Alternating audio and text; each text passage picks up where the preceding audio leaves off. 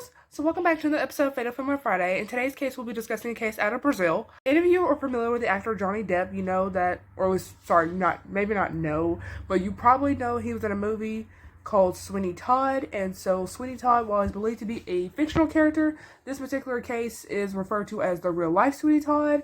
So I just thought I would throw that reference in there. And so let's just go and get started. You had your fun, bet you're sorry now.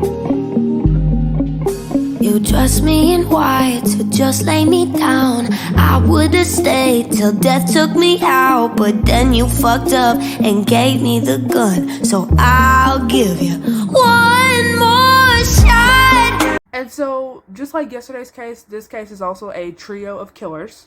So I guess it's a common theme for this week.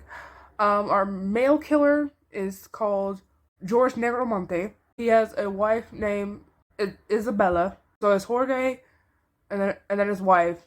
And so basically a little bit about when he was younger, he would be diagnosed with schizophrenia, which required him to take medication, as most schizophrenic people do. When he didn't, he was said to have been a different person, like he acted different. And so when he reached adulthood, him and his wife would try to conceive to have a child. And so despite years of unsuccessful attempts, they would take matters into their own hands. Around this time, he ended up meeting Bruna Oliveira, who was 16 when he was 34. I think some of you already know where this is going. Bruna would then move in and realize that Jorge is not the same guy when he's not on medication, which, as we know, that's pretty obvious. She then tells him that she is a witch, leading them to learn about witchcraft together. Remember, Jorge and his wife are struggling to conceive a child, so they felt that their neighbors were unworthy of having children because they wouldn't amount to anything according to their beliefs. And so the three of them hatched a plan.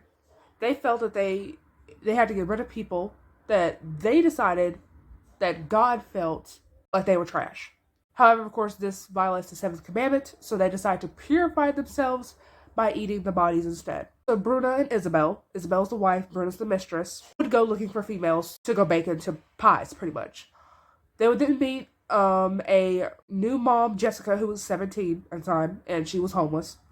She was desperate and broke, so they offered her payment for cleaning around the house. I think even was to stay. And so Jessica, being the homeless, new single teen mom, I guess she accepted. And then she'll be working for them for about 3 months until January of 2012. And so while Jessica was apparently talking to Bruna, Jorge stabs her in the neck and she goes down while still holding her child, who was later named Victoria.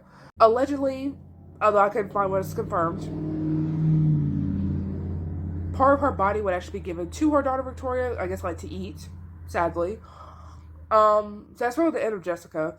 And then a 22-year-old named Giselle would meet the same fate. They lured her under the false promise of talking about like devotion to God. And so their final known killing would be Alexandria, who was 20 years old, who they asked to be a babysitter. Remember, Jessica had just given birth to this baby. So the baby was not their baby, it was Jessica's baby. But they put it on the pretense that was our child. They needed a babysitter.